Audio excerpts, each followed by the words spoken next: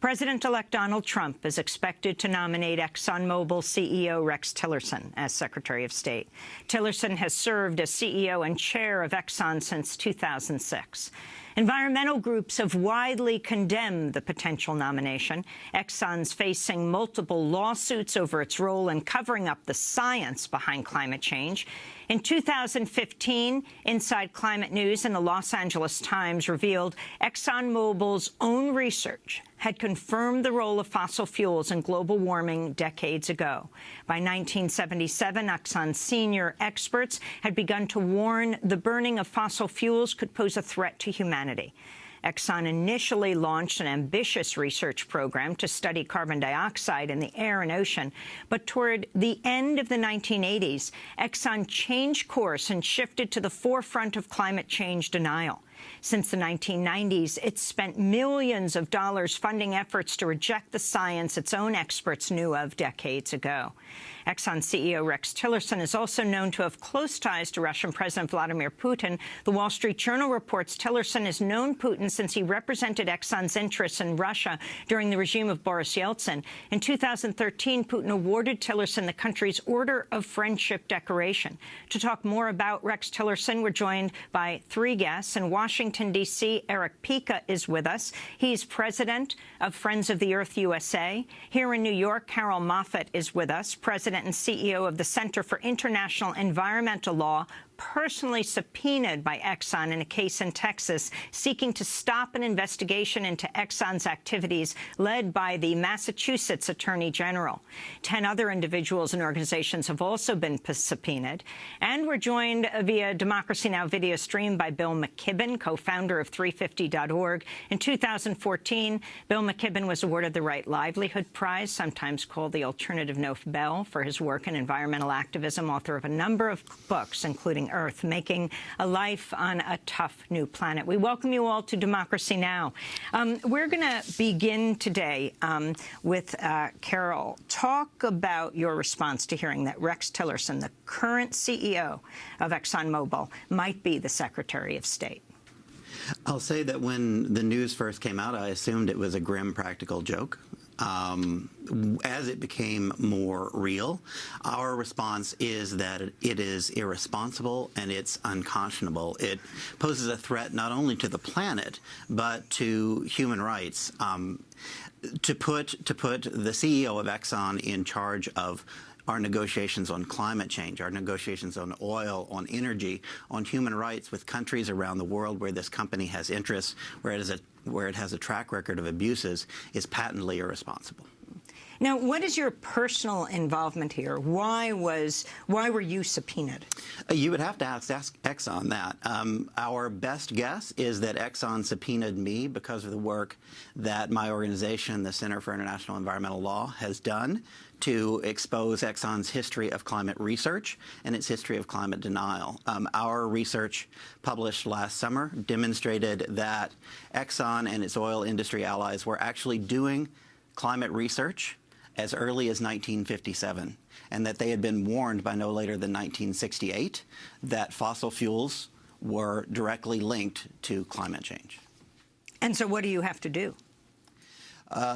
We have filed objections to the subpoena, noting that the subpoena is nothing more than a fishing expedition, that I'm not a party to the case, and that if you look at the subpoena that Exxon has filed, it's clear that it goes far beyond any issues in the case and is a clear effort to intimidate and suppress those who have criticized the company.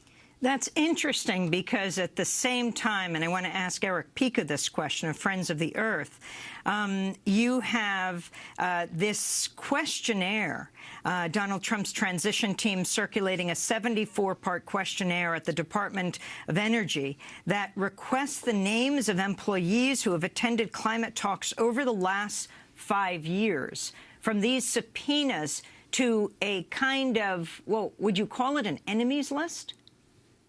Absolutely. I mean, this dates back to the red baiting and McCarthyism. This is like, you know, the head of the transition team, Myron Abel, who is head of the Energy and Climate Transition Team. He's with the Competitive Enterprise Institute.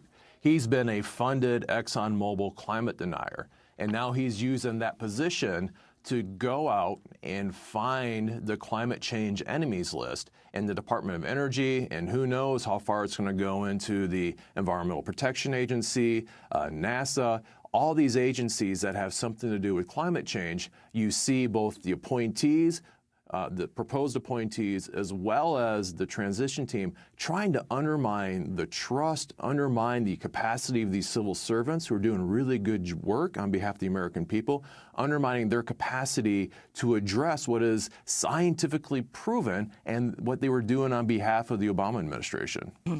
Well, let's back up and let me get your reaction, Eric Pica, to the possible nomination.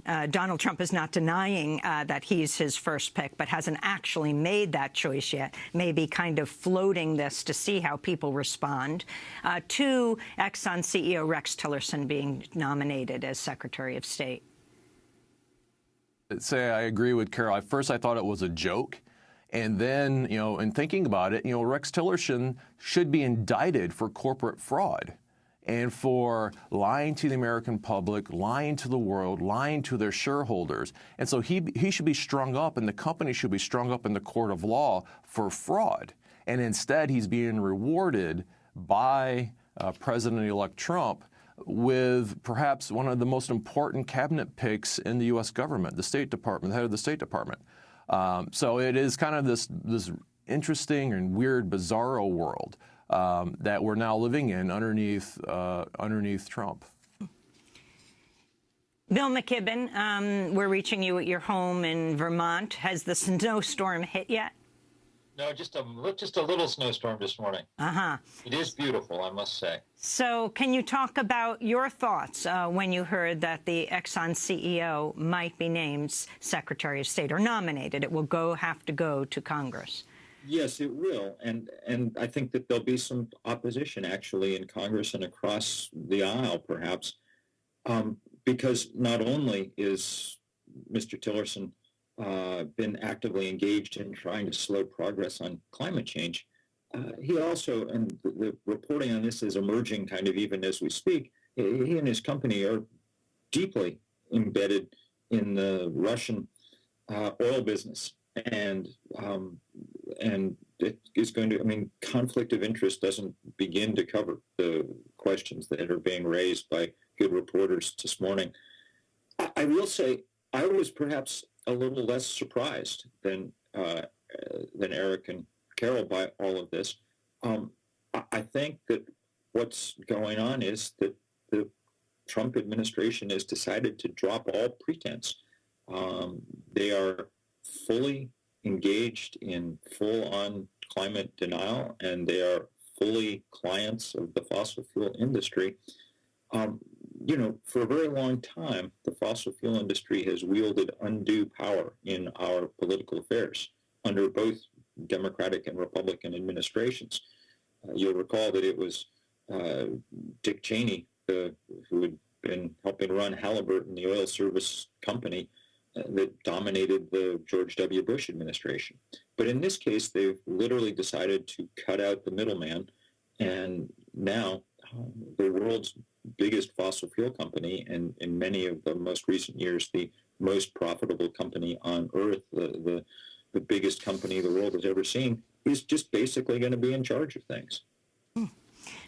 It reminded me back in 1953 and 1954 what happened when Secretary of State John Foster Dulles, who was a white-collar lawyer representing United Fruit, first in 1953, the U.S., and this is all documented now, overthrew the democratically elected leader of Iran, Mohammad Mossadegh, on behalf of Anglo-Iranian Oil, a precursor to BP. And the next year moved in on Guatemala. Secretary of State John Foster Dulles had represented United Fruit at his corporate law firm, and on behalf of United Fruit, overthrew the democratically elected government of Guatemala. Your thoughts, Bill McKibben? I think that it's a perfectly good analogy. The only difference and the only thing that makes it grimmer here is that the damage that we're talking about is going to be permanent. We're at an absolute critical moment in dealing with climate change. The world had begun to get a tiny, not enormous, but a tiny bit of momentum going in the right direction. And clearly, the goal of the Trump administration is to stomp on that momentum. The President-elect said yesterday that no one can really know whether climate change is real or not. That, of course, is absurd. Every climatologist knows that it's real, and increasingly, billions of people around the earth know that it's real because they're feeling its effects. But the most important player in the international scene on this question is now going to, at the very least, take itself out of the game and more likely try hard to obstruct real progress. This damage won't last for decades. This damage will last for geologic time. I'd like to turn to a clip of Exxon CEO Rex Tillerson. During an address to the Council on Foreign Relations in 2012, he said fears about climate change are overblown.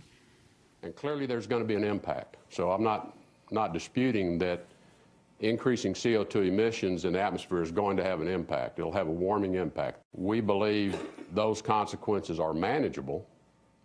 They do require us to begin to exert or spend more policy effort on adaptation. What do you want to do if we think the future has sea level rising 4 inches, 6 inches? Where are the impacted areas, and what do you want to do to adapt to that? And as human beings, as a species, that's why we're all still here. We have spent our entire existence adapting. Okay, so we will adapt to this. Changes to weather patterns that move crop production areas around, we'll adapt to that. It's an engineering problem, and it has engineering solutions. Carol Moffett, your response.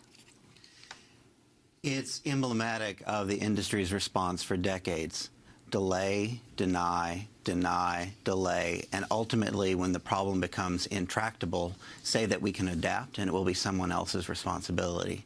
I think the challenge is when you look at what adaptation means for millions of people living in coastal regions, living in river deltas that face unpredictable flooding, that face drought, that face starvation. I think it's emblematic of a company and an individual who sees every problem as an engineering problem rather than as a social problem, an economic problem, and a problem of human rights. Eric Pica, let's look at the appointments so far. You have Scott Pruitt to head the EPA, one of the major foes of the Environmental Protection Agency.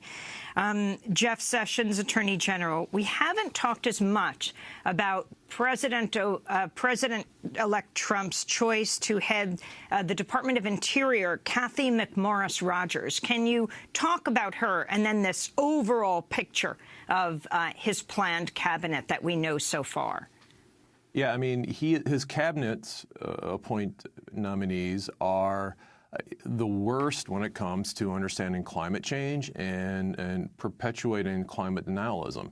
Here we have Kathy McMorris Rodgers, who has a lifetime record with the League of Conservation Voters of 4%. She has voted or led to fight President Obama's Clean Power Plan. She's wanted to auction off public lands to the highest bidder for the extraction of oil and gas and timber. She has supported Clive Bundy, in his group that took over Oregon in an armed revolt. She was one of 15 members of Congress that actually supported the takeover of the Oregon park. And so McMorris Rodgers, she is aligned with some of the most radical anti-environmental, anti-climate movements here in the United States. And she's been nominated to now run the Department of the Interior, which is responsible for managing 500 million acres of U.S. public lands. And so Friends of the Earth and 350, many of us have said, we have to keep fossil fuels in the ground, which means that the federal government cannot lease any more oil, coal, and natural gas. And now we have an Interior Department official who not only doesn't believe in climate change, but wants to sell off those public lands to the highest bidder or the lowest bidder. I think she doesn't really care. She just wants to sell them off for the express purpose of extracting as fast as possible.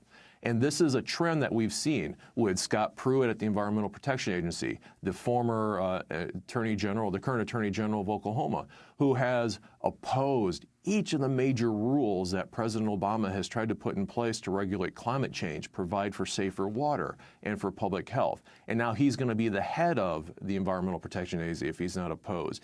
You look at Sessions for the U.S. Attorney General, and he has actually tried to squash the investigation that's been spurred into ExxonMobil's, how they've treated corporate shareholders and whether or not they lied to them. And so we can see Sessions gutting not only the environmental crimes division at the Department of Justice, but also the Civil Rights Division. And what he has put in place is a series of appointees that will do the bidding of the fossil fuel industry to suppress the right to vote, to suppress people's speech, and to then give these fossil fuel polluters a free ride when it comes to their responsibility to both pay for climate damages as well as to cut their own production of fossil fuels. The League of Conservation Voters, as you said, gave Cathy McMorris Rodgers a 0 in its most recent ratings. Here she is speaking out in 2015 in favor of the Keystone XL pipeline. We stand here very proud to have just voted for the 11th time in the House of Representatives to approve the Keystone Pipeline project. We voted to approve more than 40,000 American jobs. We voted for energy innovation, energy independence. We voted to say yes to American energy. That's Republican Congresswoman Cathy McMorris Rodgers of Washington State. Bill McKibben, your response. Well, look, Eric's right. This is all of a piece, and the piece is that the fossil fuel industry is now going to be dominant in Washington unless we can stop these people from being confirmed. And even if we can, they will find some others, the Trump administration of the same vein. What I think we need to say over and over and over again is the era of any pretense is over. These guys now own lock, stock, and barrel the policy that they're putting forward. As the planet goes south, everyone will start to realize exactly who and why it's happening. And in that sense, and in that sense only, there's something useful about all of this. The era of any pretense that we're working hard to both deal with climate change and help the oil industry and whatever, that's over. Now we're doing one thing. Federal policy is going to be all about helping the fossil fuel industry, and the results of that will be squarely on the people who are doing this. We will do everything that we can to slow them down in that process, but we will also continue day after day to point out what it is precisely that's going on, because they're breaking the planet, and as it breaks, we're going to have to react in a truly powerful way going forward. We're going to break and then come back to this discussion. Bill McKibben is speaking to us from his home in Vermont. Carol Muffett is president and CEO of the Center for International Environmental Law, personally subpoenaed by Exxon in a case in Texas seeking to stop an investigation into Exxon's activities, led by the Massachusetts Attorney General. And Eric Pica will be leaving us, president of Friends of the Earth USA, and will be joined by Joe Rahm. This is Democracy Now! We'll be back in a minute.